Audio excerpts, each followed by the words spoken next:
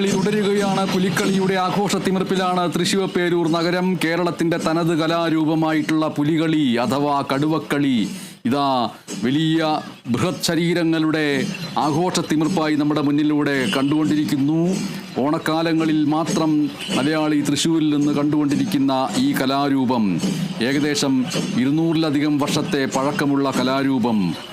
ഇത് അവതരിപ്പിക്കുന്ന കലാകാരന്മാർ കടുവയുടെ ശരീരത്തിലുള്ളതുപോലുള്ള വരകളും കടുവയുടെ മുഖവും ശരീരത്തിൽ വരയ്ക്കുകയും മുഖത്ത് കടുവയുടെ മുഖം മൂടിയും വെച്ച് വാദ്യമേളങ്ങൾക്കനുസരിച്ച് നൃത്തം വയ്ക്കുകയും ചെയ്തുകൊണ്ടിരിക്കുന്ന കേരളത്തിൻ്റെ അനുഷ്ഠാന കലയും ആഹ്ലാദത്തിൻ്റെ കലയുമായിട്ട് മാറുന്നു. ഉടുക്കും തകിലും ഇതാ നിറഞ്ഞ് പ്രകമ്പനം തീർത്തുകൊണ്ടിരിക്കുന്നു. പുലികളെ കൂടാതെ ഒരു വേട്ടക്കാരൻ ആ പുലികളെ വേട്ടയാടുന്നത് പോലെ ഈ സംഘത്തിലുണ്ട്. കടും മഞ്ഞ നിറത്തിലുള്ളതും കറുപ്പ് നിറത്തിലുള്ളതുമായ ചായങ്ങളുടെ വിന്യാസമാണ് മൊത്തത്തിൽ. ഈ പുലികളി കാണുമ്പോൾ ഇതിൽ എത്രത്തോളം കലയുണ്ട് എന്ന് ചിലരെങ്കിലും സംശയിക്കുമെങ്കിലും ഓർക്കുക, ഈ പുലികളിക്ക് പ്രത്യേകം പരിശീലനം സിദ്ധിച്ചവർക്ക് മാത്രമേ സാധിക്കുകയുള്ളൂ.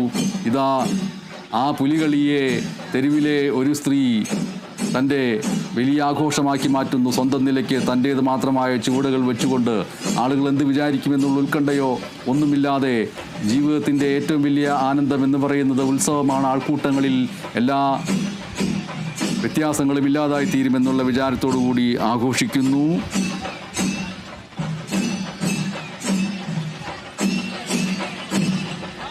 അത്ര ആഘോഷം അതിരുവിടേണ്ടതില്ല എന്ന് ഒരു വനിതാ പോലീസുകാരി അവരെ സ്നേഹത്താൽ നിയന്ത്രിക്കുകയും ചെയ്യുന്നു.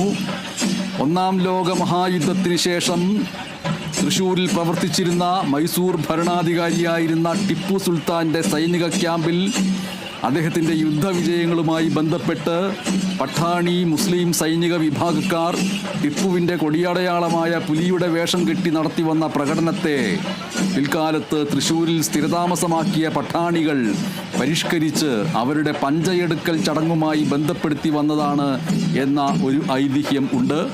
എന്നാൽ അതല്ല, രാജാ രാമവർമ്മ ശക്തൻ തമ്പുരാൻ രൂപം കൊടുത്തതാണ് പുലികളി എന്നുള്ള ഐതിഹ്യമുണ്ട്. അത്തരത്തിലുള്ള പല ഐതിഹ്യങ്ങളും ഈ പുലികളിയുമായി ബന്ധപ്പെട്ട് കിടക്കുന്നു. അരനൂറ്റാണ്ടിലേറെ പഴക്കമുള്ളതാണ് തൃശ്ശൂരിലെ പുലികളി.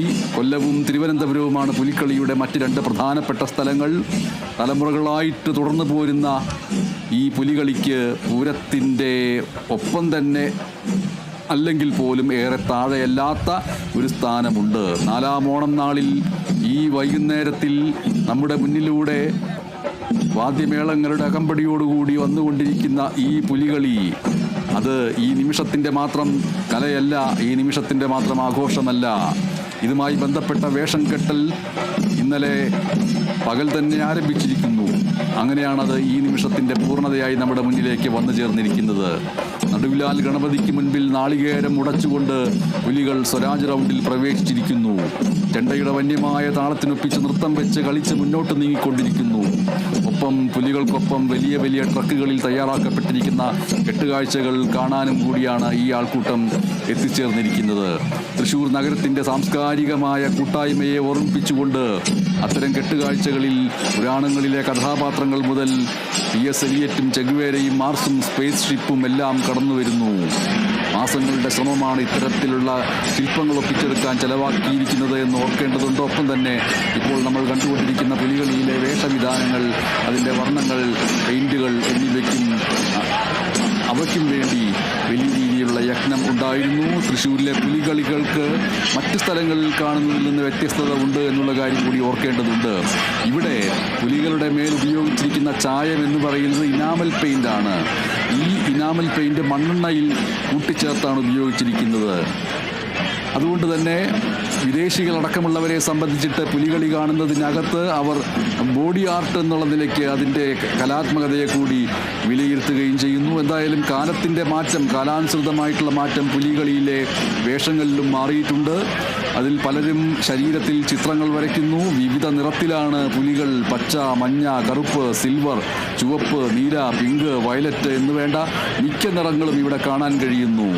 ഉടവയറുള്ള പുലിക്കളിക്കാരെയാണ് ഇവിടെ പ്രധാനപ്പെട്ട കളിക്കാരായി പലരും കണക്കാക്കുന്നത്. അതുകൊണ്ട് തന്നെ മലയാളിയെ സംബന്ധിച്ചിട്ട് കുടവയർ ഉണ്ടാക്കുക എന്ന് പറയുന്നത് അതിനുവേണ്ടി പ്രത്യേകിച്ചൊരു അധ്വാനം വേണ്ട. മലയാളികളിൽ ഭൂരിപക്ഷത്തിനും പുരുഷന്മാർക്ക് പ്രത്യേകിച്ചും കുടവയർ ധാരാളം ഉള്ളതുകൊണ്ട് പുലികളിക്ക് ആ കുടവയറിൽ പുലിയുടെ മുഖം വരച്ചെടുക്കുന്നത് ഒട്ടും പ്രയാസമുള്ള കാര്യമല്ല.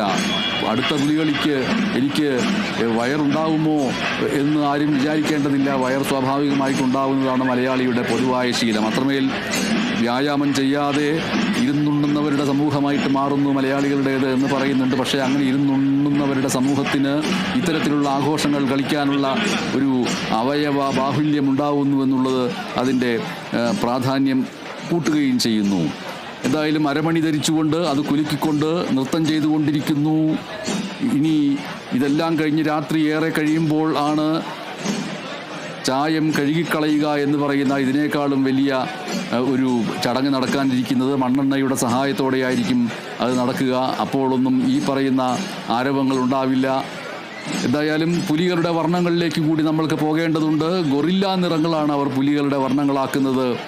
ഇത് മര ഉരുപ്പടികൾക്ക് നിറം കൊടുക്കുന്നതിന് വേണ്ടിയിട്ടുള്ള ഒന്നാണ് ഈ ഗൊറില്ല നിറങ്ങൾ.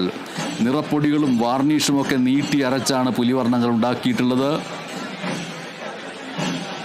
പിന്നെ നേരത്തെ കേരള വിഷൻ ന്യൂസിന് വേണ്ടി ഈ പുലികളി നമ്മൾക്ക് ശബ്ദത്തിലൂടെ മുന്നിലേക്ക് എത്തിച്ചുകൊണ്ടിരിക്കുന്ന സിനിമാ നടനും അതേപോലെ തന്നെ ചാക്യാരുമായിട്ടുള്ള കലാകാരനായിട്ടുള്ള നന്ദകുമാർ കിഷോർ സൂചിപ്പിക്കുകയുണ്ടായി. ഈ പുലികളിയുടെ അടിസ്ഥാന താളം എന്ന് പറയുന്നത് പുലിക്കൊട്ടും പനന്തേങ്ങയും പുലിക്കൊട്ടും പനന്തേങ്ങയും എന്ന് പറയുന്നത് പോലെ അതിനെ ഈണത്തിലാക്കിയാൽ ഡങ്ങണ ഡങ്ങണങ്ങ് ഡങ്ങണ ഡങ്ങണങ്ങ് എന്ന ഒരു താളമാണ്, അതിൻ്റെ വായ്ത്താരിയാണ് അതിനുള്ളത് എന്ന് പറയുന്നു. പുലിക്കളിയുടെ വിളംബരമറിയിക്കാൻ പുലിക്കളി സംഘക്കാർ നടത്തുന്ന പുലിവാൽ എഴുന്നള്ളിപ്പ് ചടങ്ങിലെ പ്രധാനപ്പെട്ട വായ്ത്താരിയാണ് ഈ പറയുന്ന പുലിക്കൊട്ടും പനന്തേങ്ങയും എന്ന് പറയുന്നത്. ആ ഒരു താളക്രമത്തിലുള്ള ചെണ്ടക്കൊട്ടും വീക്കയുടെ ഡുണ്ടുണ്ടും നാദവും അതിനൊത്ത ഇലത്താളവും കൂടിച്ചേരുന്ന പുലിക്കൊട്ടിനൊപ്പം പുലിക്കൊട്ടും പനന്തേങ്ങയും പറക്കൊട്ടും പനന്തേങ്ങയും എന്ന വരികൾ പാടിക്കൊണ്ട് പുലികളിതാ മുന്നോട്ട് നീങ്ങിക്കൊണ്ടിരിക്കുന്നു.